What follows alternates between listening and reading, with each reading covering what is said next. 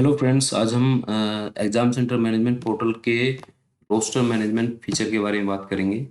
हम इसकी हेल्प से हम अपने एग्ज़ाम सेंटर के लिए हम रोस्टर को प्रिपेयर कर सकते हैं कि किस डेट में किस टीचर की ड्यूटी हमें मीन्स लगानी है। उसके लिए सबसे पहले आपको स्टाफ डिटेल को अपलोड करना होगा। स्टाफ डिटेल को अपलोड करने के लिए आपको स्टाफ लिस्ट अपलोड पर क्लिक करना है।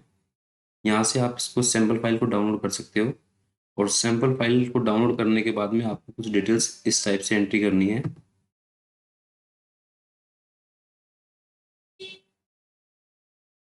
इसमें सबसे पहला कॉलम है एम्प्लॉय नंबर का।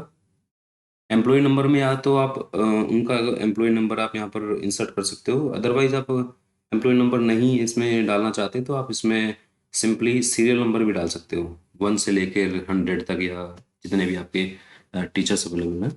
मोबाइल नंबर में भी आप 10 डिजिट का कोई भी नंबर आप यहाँ पर डाल सकते हो। इन दोनों से अलग बाकी और डिटेल सारी कंपलसरी है, वो आप करेक्ट ही डालें तो अ, वो बेनिफिशियल रहेगा। इसको सेव करने के बाद में आपको फिर यहाँ पर अपलोड करना है। यहाँ से आपकी जो ये एक्सेल फाइल है ये अपलोड हो जाएगी। अपलोड होने के बाद में अगर आप अपने स्टाफ लिस्ट को व्यू करना चाहते हैं तो आप यहाँ से व्यू कर सकते हो।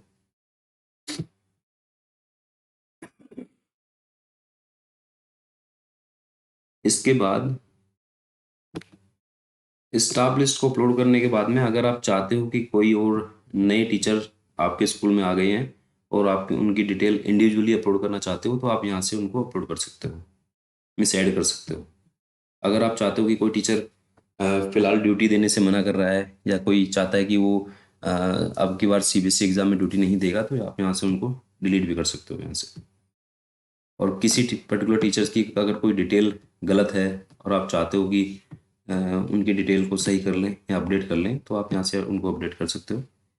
इसके बाद इसके बाद है जनरेट रोस्टर। यहाँ से आपको रोस्टर जनरेट करना है। एक्चुअली होता क्या है कि जैसे हमारा जो सीबीएसई का जो एग्ज़ाम सेंटर होता है वो दो तरह का होता है, या तो वो कोएड होगा या कम्प्लीटली बॉयज़ होगा या कम्प्लीटली गर्ल होगा। अगर गर्ल एग्ज़ाम सेंटर है तो उस केस में क्या होता है कि एक रूम में एक मेल टीचर की ड्यूटी लगती है और एक फीमेल टीचर की। तो और बॉयज़ के केस में तो ये ज़्यादा मैटर नहीं करता कि कम्प्लीटली मतलब फीमेल टीचर भी हो सकती है, मेल टीचर भी हो सकते हैं, तो कोई उसमें कोई ऐसा कोई इशू नहीं है। तो जब हम ये ऑप्शंस यूज करते हैं तो उसी अकॉर्डिंगली रोस्टर प्रिपेयर होता है। मान लो हमारा एग्जाम सेंटर है गर्ल्स का, तो गर्ल्स का एग्जाम सेंटर में गर्ल्स के एग्जाम सेंटर को प्रिपेयर करने के लिए हम इस पर क्लिक करेंगे।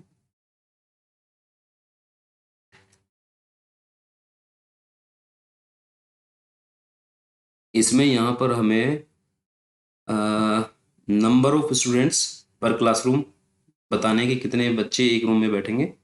उसके बाद हर एक रूम में कितने टीचर्स की रिक्वायरमेंट होगी, 1 होगी कि 2 होगी। बट अब की बार जैसे 2023 के जो मेन एग्जाम है उसमें 24 को अलाउ कर रहे हूँ एक रूम में, और 24 स्टूडेंट्स पर 2 टीचर्स को अलाउ कर रहे हैं। तो आप यहाँ पर 2 को सिलेक्ट कर सकते हो। इसके बाद में यहाँ पर है number of staff which needs to be adjusted. In case अब आप चाहते हो कि हर रोज मान लो सीबीएसई एग्जाम इंचार्ज है और वो चाहता है कि अब नहीं किसी एक या दो बंदों को एडजस्ट करना चाहता है, उनका रोस्टर में नाम पहले से मतलब स्टार्टिंग से उसको राइट नहीं करना चाहता, तो उस केस में आप इनको एडजस्ट कर सकते हो। मतलब अगर हमने 2 सेलेक्ट किया है तो एवरी डे 2 टीचर्स की कम की ड्यूटी लगाएगा वो रोस्टर। इसके बाद अगर आप चाहते हो कि कुछ टीचर्स रिजर्व में रहें तो आप यहाँ से आप उनको भी सिलेक्ट कर सकते हो। मान लो अगर आप 6 सेलेक्ट करते हो तो एवरी डे 6 टीचर रिजर्व में रहेंगे। उसके बाद अगर रोस्टर जनरेट करने के लिए आपको यहाँ पर लॉगिन पासवर्ड डालना पड़ेगा, जो भी आपका इस पोर्टल पे लॉगिन करने के लिए पासवर्ड है। जैसे आप जनरेट पर क्लिक करेंगे तो आपका रोस्टर जनरेट हो जाएगा। रोस्टर जनरेट होने के बाद में एक बात और इसमें ध्यान रखनी है कि एक बार रोस्टर जनरेट करने के बाद में आपको बार बार जनरेट नहीं करना है, अदरवाइज वो पुराने वाले रोस्टर को डिलीट करके नया वाला फिर से प्रिपेयर कर देगा। तो इसलिए आपको ये ध्यान रखना है कि बार बार इसको जनरेट नहीं करना है।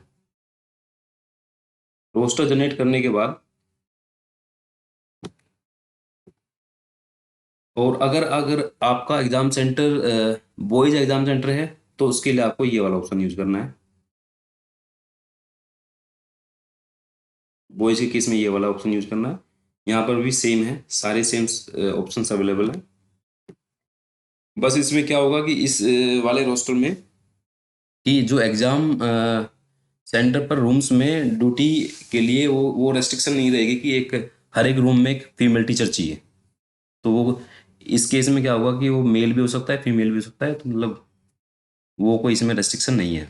इसके बाद में रोस्टर को प्रिपेयर करने के बाद में, मीन्स जनरेट करने के बाद में, आप चाहते हो कि आप रोस्टर में कुछ छोटे मोटे चेंज करना चाहते हो अपने अकॉर्डिंग, तो आप वो भी कर सकते हो। आप चाहते हो कि किसी और टीचर्स की ड्यूटी किसी पर्टिकुलर और डेट में लगानी है, तो आप यहाँ से वो लगा सकते हो।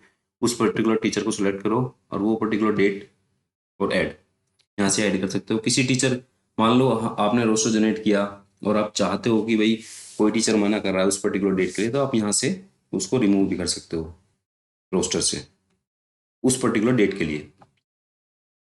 और मान लो आप एक टीचर को आप यहाँ से रिमूव कर रहे हो, तो आप दूसरे टीचर को उस पर्टिकुलर डेट के लिए आप ऐड कर सकते हो। तो सिस्टम ऑटोमेटिकली देखेगा कि उस टीचर की, जो नए टीचर को आप ऐड कर रहे हो, कि इसकी ऑलरेडी उस डेट में ड्यूटी तो नहीं है। अगर ड्यूटी है तो ऐड नहीं करेगा, और अगर ड्यूटी नहीं है तो ऐड कर देगा।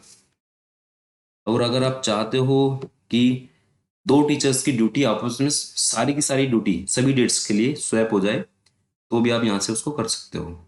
मान लो आपको यहाँ पे पहला स्टाफ देना है कि किसके साथ में स्वैप करनी है, और नीचे सेकंड मीन्स टीचर का नाम देना है कि किसके साथ स्वैप करनी है।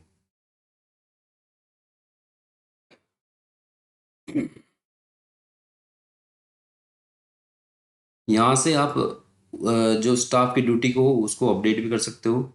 मान लो ये पर्टिकुलर कोई टीचर है, इनकी पुरानी ड्यूटी ये थी इस डेट की, और नई डेट आप दूसरी देना चाहते हो, तो आप यहाँ से ये भी कर सकते हो। ये तो था रोस्टर को अपडेट करने का। अपडेट का मतलब ये है कि आप छोटे मोटे कुछ चेंज करना चाहते हो, बड़े चेंज नहीं करना चाहते आप। इसके बाद में जैसे आप रोस्टर को जनरेट कर लोगे, उसके बाद आपको ड्यूटी स्लिप पर जाना है। ड्यूटी स्लिप का मतलब ये है कि ये आप पूरा प्रिंट करके उन पर्टिकुलर टीचर्स को आप ऑल पहले से ही आप बता सकते हो कि आपकी इन इन डेट्स में आपकी ड्यूटी है, तो वो लोग, उनके पास इंफॉर्मेशन चली जाएगी कि उनको किस किस डेट में आना है। इसके बाद में अगर जैसे रोस्टर, इस सिस्टम रोस्टर को जनरेट करता है, और अगर मतलब जितने भी हमने स्टाफ की लिस्ट यहाँ पर अपलोड की है, इन केस सिस्टम जब रोस्टर जनरेट करता है और स्टाफ सफिशिएंट नहीं है, तो फिर यहाँ पर उस रिपोर्ट में मेंशन कर देगा कि इस डेट में इतने इतने टीचर्स की और रिक्वायरमेंट है।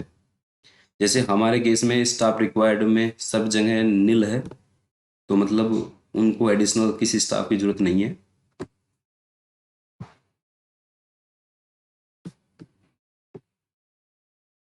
और ये वो रिपोर्ट है कि इसमें साथ में बताएगा कि मतलब इस पर्टिकुलर डेट में कितने स्टाफ अलॉटेड हैं, मीन्स कितने टीचर्स की ड्यूटी है।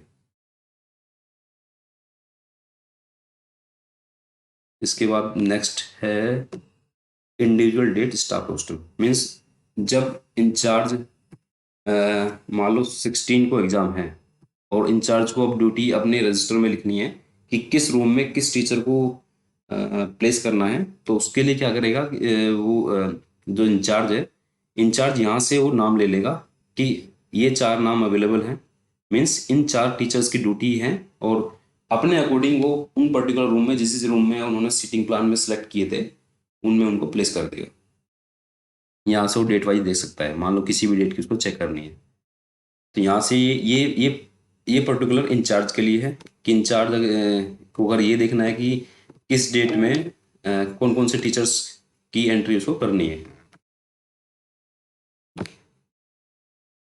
इसके बाद है सिंपली ब्रॉड व्यू रोस्टर है। ब्रॉड व्यू रोस्टर कुछ इस टाइप से है कि यहाँ पर लेफ्ट हैंड साइड पर नेम होंगे, डेजिग्नेशन सब्जेक्ट, और जो वर्टिकल लाइन है, वर्टिकल लाइन में उनकी डेट्स होंगी सारी, मतलब हमारे सेंटर पर जितनी भी डेट्स में एग्जाम है, और वो पर्टिकुलर टीचर जिस भी डेट में एग्जाम देगा उसके लिए यस होगा, अदरवाइज वो ब्लैंक होगा।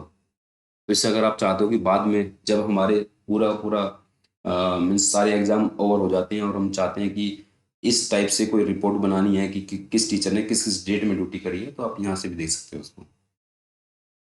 तो ये सब था हमारा रोस्टर मैनेजमेंट में। इसकी हेल्प से मतलब हम काफ़ी कुछ हम अपना टाइम सेव कर सकते हैं, क्योंकि इंडिविजुअली मीन्स मैनुअली अगर हम इस रोस्टर को बनाने बैठेंगे तो काफ़ी इसमें टाइम लगता है। तो पोर्टल की हेल्प से ये बहुत ही क्विकली हो जाता है और बहुत ही एफिशिएंटली इसको हम कर सकते हैं। Thank you guys.